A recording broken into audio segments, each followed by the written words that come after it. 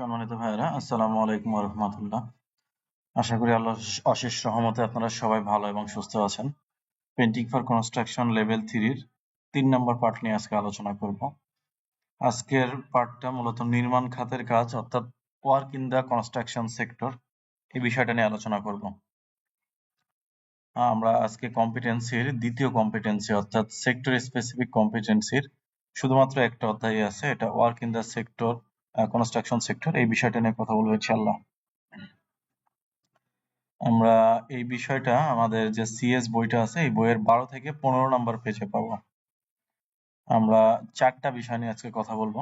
একটা হচ্ছে নির্মাণ ক্ষেত্রে সাংগঠনিক কাঠামো শনাক্তকরণ, ইংলিশে বলা হচ্ছে identify the organisational structure within the sector.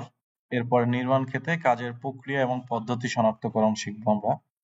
এরপরে কর্মক্ষেত্রে প্রয়োজনীয়তা শনাক্তকরণ এবং নিজের কাজের চাপ সংগঠিত করা, অর্থাৎ নিজের কাজ এর যে ওভারলোড আছে বা ওয়ার্কলোড আছে এই বিষয় নিয়ে আমরা কথা বলবো।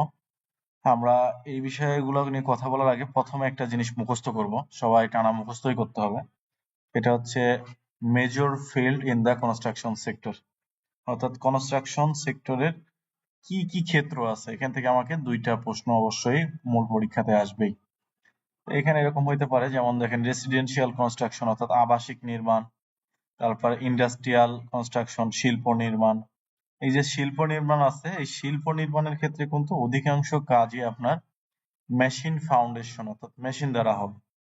আবাসিক নির্মাণ রেসিডেন্সিয়াল কনস্ট্রাকশন যেটা আছে এগুলা অধিকাংশ কাজই হচ্ছে আমার একই ধরনের কাজ হয়, অর্থাৎ রেসিডেন্সিয়াল এরিয়া যেগুলো আছে দেখবেন যে একই কালারের রং করতেছে, একই ধরনের বিল্ডিং গুলো সব একই টাইপের।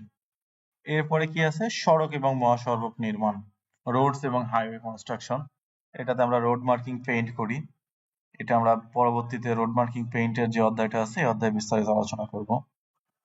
এরপরে আছে দেখেন সেতু ও কালভার্ট নির্মাণ অর্থাৎ ব্রিজ এবং কালভার্ট কনস্ট্রাকশন, এটাও কনস্ট্রাকশন সেক্টরের একটা অন্যতম শাখা। এরপরে আছে রেলওয়ে কনস্ট্রাকশন অর্থাৎ রেলের যে কাজগুলো হয় এটাও কনস্ট্রাকশন সেক্টরের একটা কাজ। এরপরে আছে আমাদের ফাউন্ডেশন কাজ, পাইপ লেইং আছে, এরপরে টানেল এবং সামুদ্রিক নির্মাণ আছে।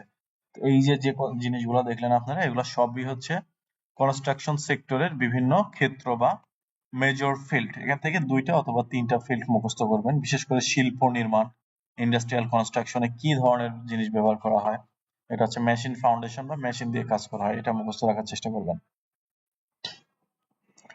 আমরা এই পর্যায়ে কনস্ট্রাকশন সেক্টরে কয়েকটা অকুপেশন বা পেশা নিয়ে কথা বলবো, যে পেশাগুলোতে আপনারা খুব সহজেই বিভিন্ন ধরনের দক্ষতার সার্টিফিকেট নিতে পারেন বা ট্রেনিং নিতে পারেন।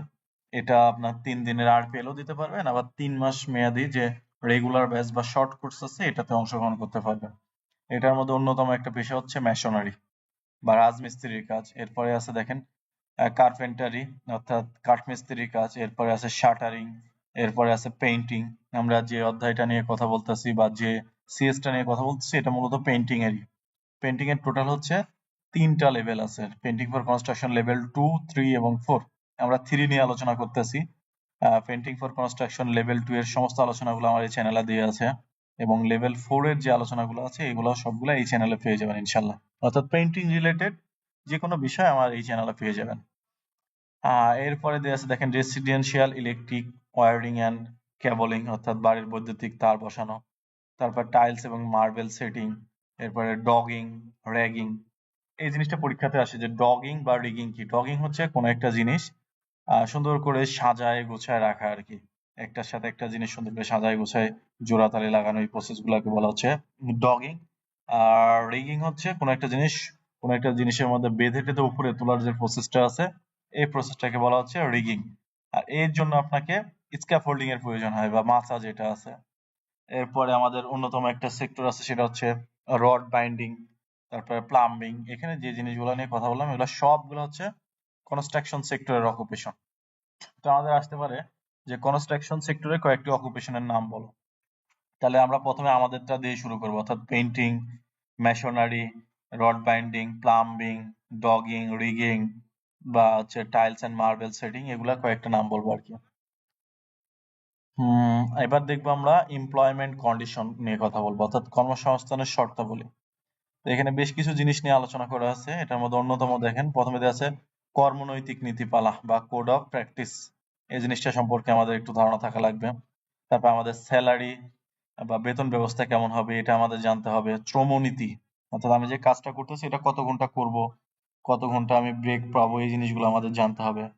অ্যান্টি ডিসক্রিমিনেশন পলিসি, এই জায়গাতে আমাকে কোনোভাবে বৈষম্য বিরোধিতা হচ্ছে কিনা এই জিনিসগুলো আমাকে জানতে হবে, বা বৈষম্য বিরোধী নীতি যেগুলো আছে এই সম্পর্কে জানতে হবে। জেন্ডার বেস যে ইস্যুগুলো হয় বা জেন্ডার ইস্যু, লিঙ্গভিত্তিক সমস্যা, মানে আমি ছেলে মেয়ে একসাথে কাজ করতে পারি কনস্ট্রাকশন সেক্টরের ক্ষেত্রে, তো এখানে কি কি সমস্যা হইতে পারে বা আমি আমার জায়গা থেকে সচেতন কিনা এই বিষয়টা নিয়ে জানতে হবে আমাকে।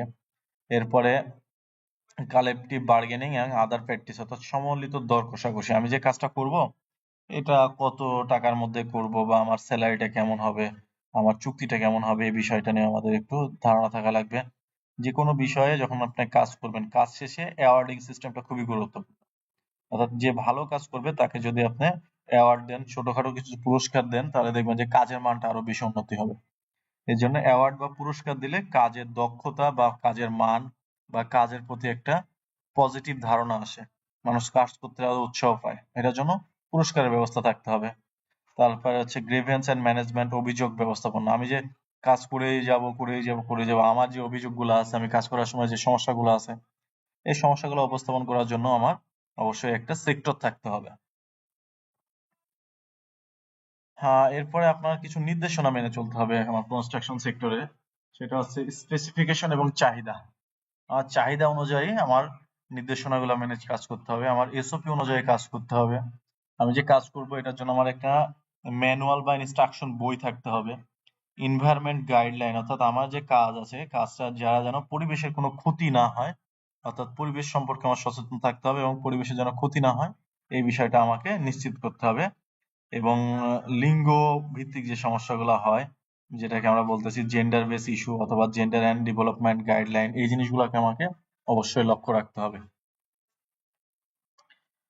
ওয়ার্ক প্লেস রিকোয়ারমেন্টের ক্ষেত্রে আমার বেশ কিছু জিনিস আছে, যেমন আমি যে কাজটা করব এটা আমার অবজেক্টিভটা কি থাকবে, উদ্দেশ্যটা কি থাকবে, আমার লক্ষ্যটা কি, এই জিনিসটা আমাকে জানতে হবে। তারপরে স্ট্র্যাটেজিক অ্যান্ড অপারেশনাল প্ল্যান, এই প্ল্যান সম্পর্কে আমাকে কৌশলগত বা কার্যকরী পরিকল্পনা সম্পর্কে বিস্তারিত ধারণা থাকতে হবে। ব্যবস্থা এবং কাজের ধারাটা কেমন হবে এই জিনিসটা আমাকে জানতে হবে, এবং আমার এই যে কাজগুলো যেটা থাকবে এটার মনিটরিং করতে হবে, এবং এই মনিটরিং এর মাধ্যমে আমার ইভ্যালুয়েশন সিস্টেম বা মূল্যায়ন সিস্টেমটা চালু রাখতে হবে। এই মূল্যায়ন সিস্টেম যদি চালু রাখি, ওভারঅল জিনিসের প্রতি আমার অবশ্যই একটা এভিডেন্স গাইড বা ডকুমেন্ট বা রিপোর্ট বা নথিপত্র রাখতে হবে। এইভাবে যদি আমরা কনস্ট্রাকশন সেক্টরে কাজ করি তাহলে আমাদের কনস্ট্রাকশন সেক্টরটা অনেক ইজি হবে এবং আমাদের কাজগুলো অনেক ইফেক্টিভ হবে। অনেক সময় দেখবেন যে কাজ করার ক্ষেত্রে কিছু প্রবলেমের সৃষ্টি হবে, অর্থাৎ সবগুলা কাজে আপনি র্যান্ডমলি করে যাইতে পারবেন বিষয়টা এরকম না, কিছু সমস্যার সৃষ্টি হবে।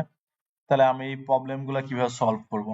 এই প্রবলেম গুলা সলভ করার ক্ষেত্রে আমাকে মূলত কোশ্চেন করতে হবে। কোশ্চেন করে আমার এই বিষয়টা ক্লিয়ার করে নিতে হবে, নিজের মধ্যে কোনো কিছু রাখা যাবে না। এই যে কোশ্চেন করব এর সাথে সাথে আমার ফিডব্যাক অপশনটা থাকতে হবে, অর্থাৎ আমার এই যে কাজ করতেছি কাজের ফিডব্যাকটা কেমন হবে, এই ফিডব্যাকটা সামনের দিকে আমি কিভাবে ফরওয়ার্ড করব, অর্থাৎ ফিডব্যাক ফরওয়ার্ড সিস্টেমটা আমাকে জানতে হবে, ভবিষ্যৎ যে নির্দেশনা আছে নির্দেশনটা। এরপরে reference to standard operating procedure, যেটাকে আমরা এসওপি বলি, এসওপি অনুযায়ী আমার কাজটা করতে হবে। অর্থাৎ এসওপি অনুযায়ী যদি আমি কাজটা করি তাহলে অবশ্যই আমার কাজের স্ট্যান্ডার্ড মানটা বজায় থাকবে। এরপরে বলা হচ্ছে দেখেন অ্যাক্সেসিং ইনফরমেশন, তথ্য সংগ্রহ করতে হবে আমাকে। অর্থাৎ আপনি যে বিষয় নিয়ে কাজ করতেছেন ওই বিষয়ে অবশ্যই আপনাকে তথ্য সংগ্রহ করতে হবে এবং এই কাজগুলো আপনাকে রিভিউ বা পর্যালোচনা করতে হবে যে আমি আসলে সঠিক পথে আছি কিনা বা আমার কোম্পানি সঠিক পথে আছে কিনা, আমি যে কাজটা করতেছি এই কাজটা আসলে কতটুকু ইফেক্টিভ হচ্ছে, এই বিষয়ে না আমাকে পর্যালোচনা করতে হবে এবং এইটা যে সমস্যাগুলো হবে আমার কনস্ট্রাকশন সেক্টরে কাজ করার ক্ষেত্রে যে সমস্যাগুলো সৃষ্টি হবে এই জিনিসগুলো অবশ্যই আমাকে কি করতে হবে, মাথা খাটানো বা আইডিয়া শেয়ার করতে হবে। আমার কোম্পানির সাথে আমার কোনো ভালো আইডিয়া থাকলে এটা আমি শেয়ার করতে পারি যে এই কাজটা যে পদ্ধতিতে হচ্ছে এই পদ্ধতিটা আসলে সঠিক না, তাহলে আমি একটা ভালো পদ্ধতি তাদের সাথে শেয়ার করতে পারি, আইডিয়া শেয়ার করতে পারি। এটাকে বলা হচ্ছে ইংলিশে ব্রেইন স্টর্মিং। তো মাথা খাটায় আমি ভালো একটা জিনিস নিয়ে আসতে পারি, এটা হতে পারে আমার কোনো একটা, যার সাথে আমি যে কোম্পানির সাথে চুক্তিবদ্ধ হয়েছি সেই কোম্পানির ক্ষেত্রে, অথবা আমি ধরেন আমি নিজে একটা টিমের লিড দিচ্ছি, তাহলে ওই টিমের ক্ষেত্রে হইতে পারে এটা।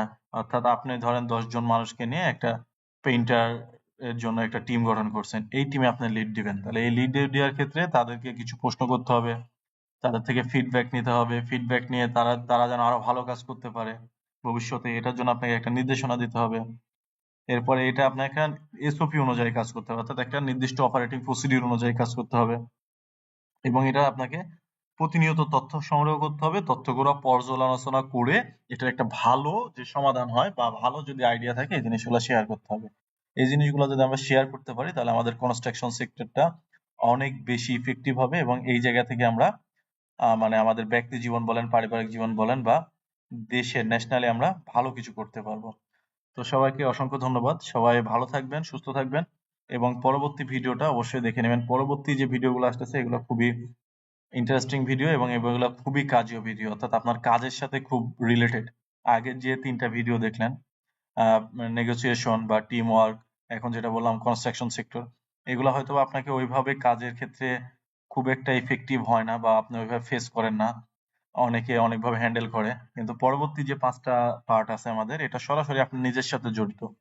অর্থাৎ আপনি রঙের কাজ করেন, রঙের কাজ কিভাবে খুব সুন্দরভাবে একদম গঠনতান্ত্রিক উপায়ে আপনি ডেলিভারি দিবেন, এই বিষয়গুলো নিয়ে আমাদের পরবর্তী 5টা যে অধ্যায় আছে বা ইউনিট অফ কম্পিটেন্সি আছে, ওই ইউনিট অফ কম্পিটেন্সিতে আমরা আলোচনা করবো ইনশাল্লাহ। তো ততক্ষণ পর্যন্ত সবাই ভালো থাকেন, সুস্থ থাকেন। আল্লাহ হাফেজ।